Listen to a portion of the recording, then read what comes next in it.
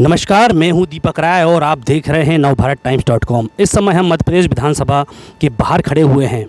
भारत सरकार आज एक ऐतिहासिक बिल पारित करने जा रही है।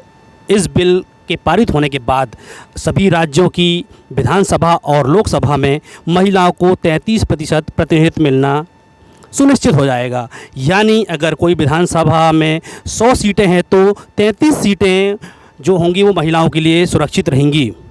मध्य प्रदेश विधानसभा में 230 सीटें हैं। इनमें से वर्तमान में अभी करीब 21 विधायक जो हैं वो महिला हैं, बाकी पुरुष विधायक हैं। अगर यह बिल लागू हो जाता है तो आगामी मध्य प्रदेश में जो होने वाले चुनाव हैं, जो 2 महीने बाद प्रस्तावित हैं, उसमें कम से कम 76 महिला विधायक चुनकर सदन में आएंगी। केंद्र की नरेंद्र मोदी सरकार इस बिल को मास्टर स्ट्रोक के रूप में प्रस्तुत कर रही है, तो वहीं कांग्रेस के नेता इसे एनडीए सरकार की बात कह रहे हैं। चूँकि राजनीति तो होनी लाजमी है, लेकिन इस बिल के लागू करने के बाद मध्य प्रदेश में क्या बदलेगा हम आपको बताएंगे। मध्य प्रदेश विधानसभा में 230 विधायक हैं। इनमें से अगले बार जो है 76 महिला विधायक चुनकर आ सकती हैं अगर ये बिल लागू हो गया तो। चूँकि मध्य प्रदेश में सिर्फ 2 महीने बाद ही चुनाव प्रस्तावित हैं, ऐसे में अगर बिल पारित हुआ तो सभी राजनीतिक दलों को अपने गणित के हिसाब से महिलाओं को टिकट देना पड़ेगा। इस विषय पर बात करने के लिए कई महिला नेत्रियाँ और महिला कार्यकर्ता हमारे साथ हैं। हम उनसे जानेंगे कि वे इस विधायक पर क्या कहेंगी। जैसे कि अभी वर्तमान में 21 विधायक हैं मध्य प्रदेश विधानसभा में जो नेतृत्व करती हैं। अगर ये विधायक जो है आरक्षण लागू होता है तो 76 महिला विधायक सदन में आएंगी। आपको क्या लगता है किस तरह के बदलाव देखने को मिलेंगे अगर 230 में से 76 महिलाएं बैठेंगी विधायक के तौर पर? देखिए, एक महिला अपना घर भी चला सकती है, वो चांद तक भी जा सकती है।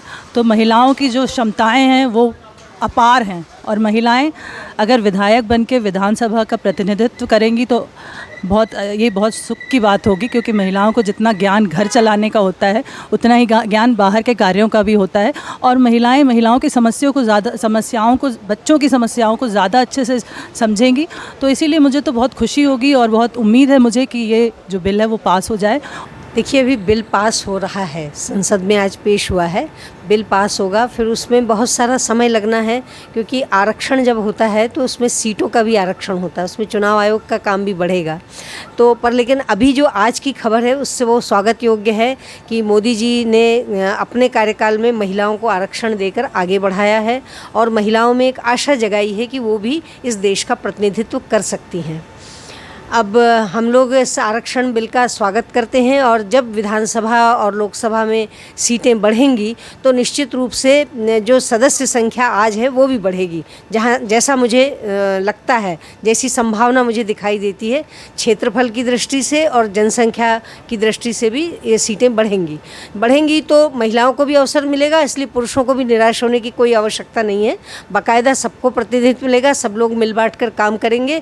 हम सब लोग मोदी जी के नेतृत्व में इस देश को आगे ले जाएंगे, और ख़ास तौर से महिलाएं जो आधी आबादी की जिम्मेदार हैं वो इस आरक्षण के माध्यम से जब प्रतिनिधित्व करेंगी तो अच्छा काम करेंगी और देश के विकास के रास्ते में अपना भरपूर योगदान देंगी। ये बिल 2008 में यूपीए की सरकार थी तब टेबल किया गया, और फिर 2010 में ये पारित हुआ राज्यसभा में।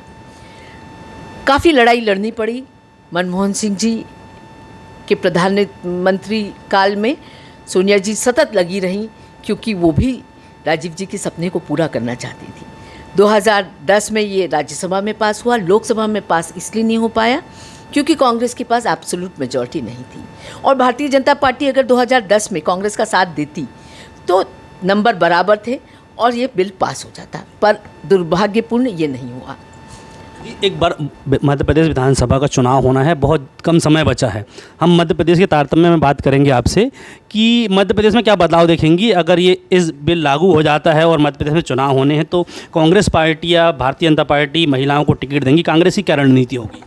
देखिए, अगर तो ये इस विधानसभा में लागू होता है तो जो प्रतिशत कभी 10 कभी 12 से आगे नहीं बढ़ा मध्य प्रदेश में विधानसभा में महिलाओं का, वो 33% हो जाएगा। तो करीब 75-76 महिला विधायक हम विधानसभा में देखेंगे, और जब राजीव जी ने इस बिल का सोचा था तो उनको पूरा भरोसा था महिलाओं पर इस देश की, तो निश्चित ही एक बदलाव आएगा। मैं समझती हूँ करप्शन में कमी आएगी।